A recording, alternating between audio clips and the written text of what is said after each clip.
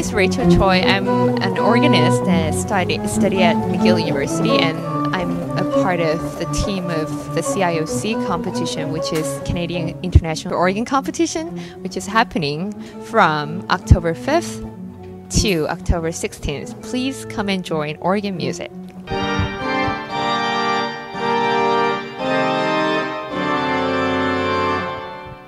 If the pipe organ were an animal, it'd be the lion of the music kingdom. I'm David Adelman, taking you through a tour of the Canadian International Organ Competition to learn how exactly this complex instrument works. I'm John Grew. I'm Artistic Director of the Canadian International Organ Competition. When you hear the sound of a great pipe organ, there's nothing quite like it. You can't have an organ competition without having Bach. So, is Bach your favorite musician? Well, I wouldn't say that, but it's just it's so important for the organ. Why do you think young people are getting involved with the organ? They want to see. It's visual. I mean, I can still remember that I used to listen to hockey games or boxing match on the radio. Today they want to see. Everybody, including me. So why wouldn't they want to see what's going on with the organ? It's so complex. We're in the insides of the massive organ at the Notre Dame Basilica. Follow me as we explore the thousands upon thousands of pipes here on the insides of the organ. And watch your step.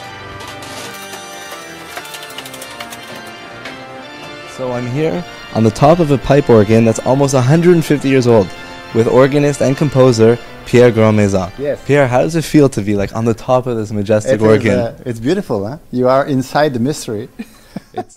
We are in the second keyboard of the organ called Grand Orgue, okay, or Great Organ. So let's hope no one turns on the organ while we're up here. And here you are probably in the most important section of the organ. Well, you're in for a treat at the Canadian International Organ Competition. Well, why do you need special organ shoes? Well, there's a few things. A lot of people think they look like dance shoes at first, like jazz shoes, but they actually have the felt side of the leather down on the bottom, and there's also leather on the heel as well. The heel is a bit taller than a dance shoe, which makes it easier to play when you're pivoting your feet.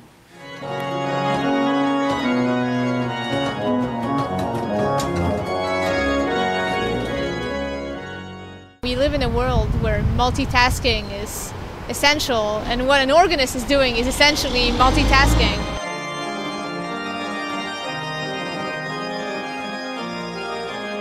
And so I think perhaps that would have a pretty good appeal for younger people. I want people to go to an organ recital and think like, oh, you know, I was so moved by what I heard. It really like shook me.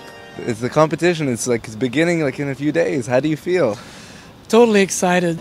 People are going to talk about it in the coming days, and hopefully they're going to come with massive groups of people to attend the first round on October the 5th. And how do you feel about the selection? Well, it was an interesting process. You know, we had 60 applicants, and the preliminary jury selected 16 from 11 countries. 13 of them are already prize winners of other competitions. So that shows the level of the competition. My name is Jens Kornhofer. I'm from Germany, and I'm a candidate for the second international organ competition here. Jean, you're number one on the list. How does it feel? It's kind of scary to be the first one to open this competition. Well, it's never easy to open such a big competition like that, and you have to set the highest level as possible, because at the end of the third day, we want the jury to remember our performance. I think that's the important thing, that you have fun while you're playing, that you don't think about the competition and the judges who are there and making notes of what is good and bad, but you just think about that you play fantastic music for a fantastic audience. If you don't know Bach, or if you don't know Beethoven, if you're not interested in that sort of music, how can you get an audience member to come?